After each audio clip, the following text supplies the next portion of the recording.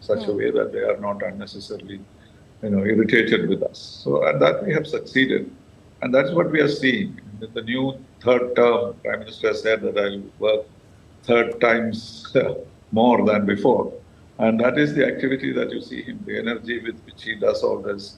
Right. And the frankness with which he spoke to President Putin, even in that telecast a little bit that we saw. Yes, sir. He was very clear as to what he was looking Absolutely. for. And putting all speculations aside, taking the Russia-Ukraine conflict head on with the top Russian leadership. Ambassador Srinivasan, we request you to please stay with us, sir. I also take this opportunity to welcome on a special broadcast Professor Umu Salma Bava. From School of International Studies in JNU, joining us on this show. Ma'am, thank you very much for joining us, Professor Bava. To begin with, we would like to understand from you, to your mind, the significance of this visit of Prime Minister Modi to Austria at this juncture, particularly coming close on the heels of concluding a successful visit to Russia. So, good afternoon, and thank you so much for having me. I think, you have to place foreign policy in a much larger canvas. And the fact that today geopolitics is significantly impacting the way foreign policy gets conducted. So on the heels of a very successful visit to Moscow, the visit to Austria also is extremely important and significant because at a bilateral level, it signifies 75 years of diplomatic relationship. And I think nothing can be better than a crowning moment for leaders from both sides to have a prime minister visit when you're celebrating 75 years. So it also marks a very special meaning in that, context of the bilateral equation. In terms of the larger, issue of the visit, I think as Ambassador Srinivasan was also pointing out, India has to look at where its multiple interests are and how best it is going to align all of them in a world in which geopolitics is defining very narrow attempts at, building groups. And coming from our tradition where in the past, during the Cold War period, India stood non-aligned, and Austria, epitomizes a country which has stood neutral. Even though Austria joined the European Union after the end of Cold War, not being part of NATO and holding a special place historically as a seat where a lot of diplomatic things took place also signifies what India is indicating to the world. Listen, on that same trip, the Prime Minister is flying to Moscow and the Prime Minister is also going to Vienna. It's a very strong message that, we are today talking to everybody in the world. It is not that we only talk to one side or the other side. There is no either or for India. For India, it is a question of talking to everybody. As the Prime Minister repeatedly says, any problem or challenge that the world or the globe faces today can only be addressed through collaboration, through talking to everybody, through diplomacy, which was the message he gave in Moscow. And once again, coming to an old seat of diplomatic channels in Vienna today. Right. Professor Bava, also we've been talking about the idea of strategic autonomy that India has tried to maintain. It's engaged with the G7 leadership, it engaged with the Russian president, and now in a sort of neutral country like Austria. What is the message that is also being sent across to nations who are now really divided into the kind of groups, as you mentioned, that are turning out to be the East and the West? But before that, Professor, we might have to go live to Austria now, to Vienna. Prime Minister Narendra Modi, just a short while ago, received the Guard of Honor. And now, those visuals, Prime Minister Narendra Modi meeting Chancellor of Austria, Karl Nehammer. The visuals came just a short while ago. Yes, and signing of the visitor's book by Prime Minister Narendra Modi, a historic moment, 75 years of diplomatic relations. Prime Minister signs the visitor's book as Karl Nehammer, Chancellor of Austria, looks on. Yes, a while back we saw a ceremonial reception being according to the Prime Minister, and the national anthems of the two countries being played out. The leaders then headed into the Federal Chancellery for formal talks, and there on your screens, Prime Minister Narendra Modi signing the guest book, which will be followed by the delegation level talk between the Indian side and the Austrian side, and that will be followed by the press statement as well. There is a very important component on Prime Minister's agenda or itinerary today, and that's the Austria-India business meeting, which is scheduled later in the afternoon today, which will be also followed by lunch at Hofburg Palace. But right now it's back to business, and these are visuals live from Vienna, where two sides are now going to engage in the delegation level talks. Those are visuals of bilateral talks between India and Vienna. Prime Minister Narendra Modi and Austrian Chancellor Karl Nehammer leading the talks, bilateral talks between two partners, 75 years of diplomatic relations. It's a historic moment. Prime Minister Narendra Modi visiting Austria after concluding a successful visit to Russia. Those visuals coming in from Vienna. India's delegation being led by Prime Minister Modi, accompanied by Foreign Secretary, Minister of External Affairs, National Security Advisor and other top dignitaries as well on the Indian side. And Professor Baba continues to be with us. Ma'am, we're looking at those visuals coming in from Vienna of the two sides sitting together to proceed with the talks. What would you say would be high on agenda in these conversations?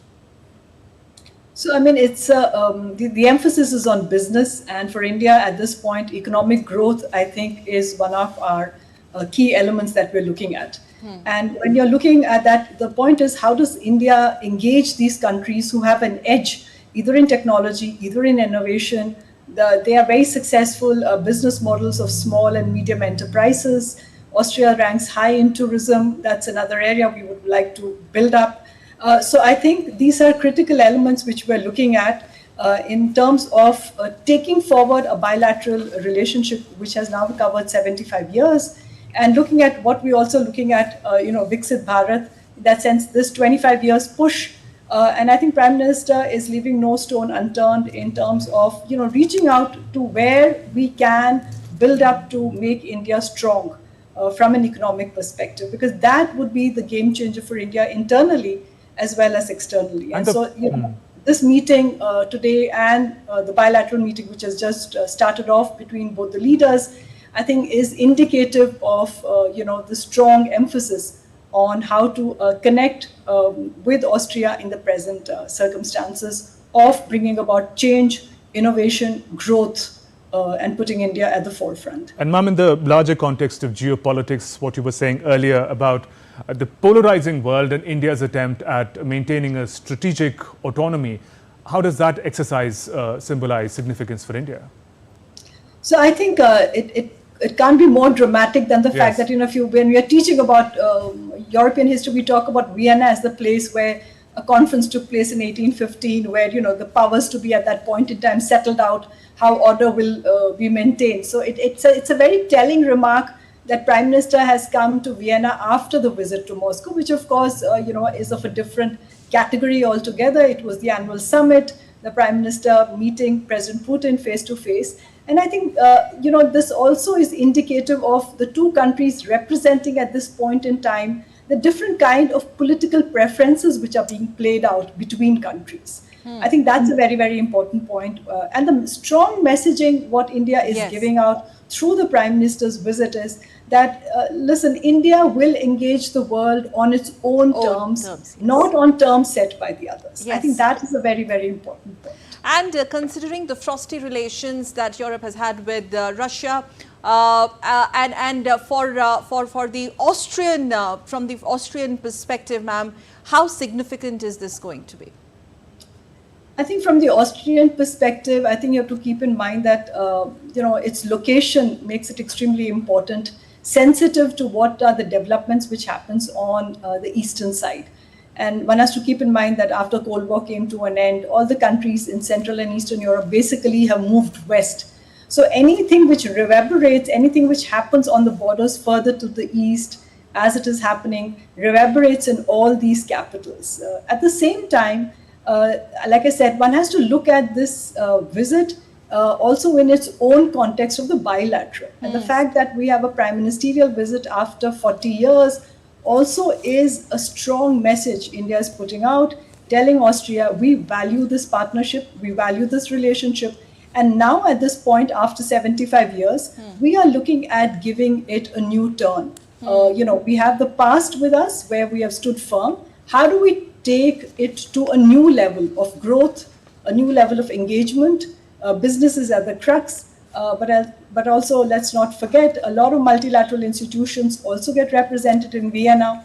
And so this is a very strong message of both the bilateral with the larger multilateral, where India says, we engage the world with you through the lens where we decide what is best for India. Absolutely. Right. Professor Baba, I request you to continue to stay with us. Ambassador T.P. Srinivasan is also with us.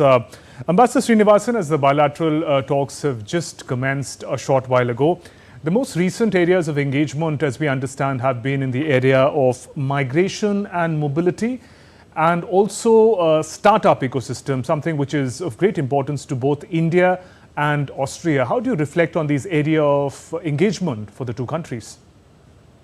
Well, migration has been an issue even when I was there, because of the advantages of the Schengen system. Many people of Indian origin or coming from India strayed into Austria. And because of the social conditions in Austria, they're attracted by the advantages they have in Austria rather than in any other country, even France or any other. And therefore, a large migration taking place. And this, they were with concern, because Austria is very sensitive about, population balance and so on. There are lots of migrants from Turkey and other places that creates some concern. But India was not that category, but economically, they seem to be taking away some of the privileges of the citizens, and that concern was expressed to us several times. And we had difficulty in identifying who these are, where they come from. It was difficult to establish that they were Indians before we sent them back. And there was a long process in all this. So what has happened in the last agreement that has been signed, this has all been sorted out. There are very clear indications as to who would qualify to stay back and who will have to go. And that has come as a very good thing in the local community. Talking to our friends in Austria, I get this feeling of comfort that this particular issue has been resolved. Business, of course, our conditions are known to Austrians, but their expectations of business partner are slightly higher than what they get in India. Our delays and their people live a different style of life. And when they go to India, they do not probably get that kind of comforts. And also the profits, how much will it... Okay, if we can go back to Professor Bava to talk about the convergences and collaborations in that space, ma'am. Austria also seems to be particularly interested, besides ecosystem, of course, the skilled labor. That's what is also one of the interest area for Austria in India, the skilled labor migration. I think you very correctly pointed out, I think the whole issue today, if you're looking at the entire European space, is declining population numbers and fertility rates, which has also severely impacted, the availability of labor at various categories. Yes, ma'am. And one of the big ticket items between India and the European Union, and also between India and Austria, is, as Ambassador just correctly pointed out, this, mobility and migration pact. The point is that they would like to have numbers. They would like to have, at this point, there are 30,000 Indians who are there in Austria in different kinds of professions. But there's a very, very large demand for very skilled kind of workforce to come in. And the point is, as Ambassador also just pointed out, once a person enters one of the European Union countries, they have the ability, because of the system where it becomes visa-free, to move from one country to another. Given the growth of, what I would call the right-of-center approach and some populist feelings, there is also pressure to curtail the numbers which should come in. Okay. So it's a very tightrope balancing which we are looking at, and therefore, negotiating a legally based approach of legal migration would mean that it would be a win-win situation both for India and Austria in the context of their demand and India's ability to be able to send very skilled workforce to Austria. Right, Ambassador. Professor Baba, there's also a point of technology sharing, Austria is also an advanced country, has made progress in the domain of startups. Indian startup ecosystem today ranks around third in the world. There, as partners, what is the potential for these nations to come together and work? I think the potential is tremendous. I mean, given the fact that today we have, you think of India as the world's third largest space for startups. But the success of that also is the ability to attract more investment and to have TOT happen. And I think that is where a strong pitch will be made from the Indian side to look at India as that destination point, not only for investment, but also for TOT. And we're looking at transfer of technology across the sector. It is not only specific only to defense or anything, but from everyday life to the area of health, whether it's looking at traffic, whether it is looking at industry, the demand for technology is skyrocketing every day. And I think we would find this fit in very well with both the Make in India and the Atmanirbhar India, Atmanirbhar Bharat, where Prime Minister will make a strong pitch for getting a transfer of technology, but also offering India as that base where we could then have both India-Austria joint participation and then further exposed to third countries. Right, ma'am. Ma'am, we'll have to take a little breather or a pause here.